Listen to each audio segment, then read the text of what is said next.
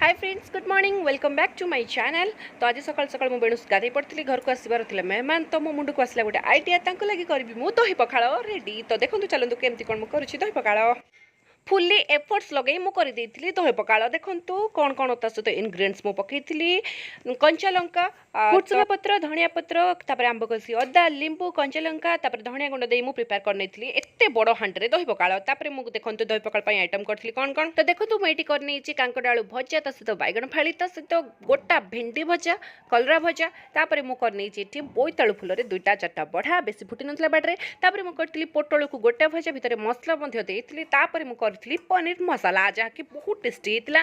Then मु करथिली साग भजा। दही पखाड़ को साग भजा नहले तार मजा बा कौन। तो से मु करनेथिली किछि कलम साग को भजा। तापर मु करनेथिली छत्तु को पियाज देकी पूरा यम्मी यम्मी करके बहुत टेस्टी भजा। तापर मु करनेथिली देखंतु एठी होची आंबो बढी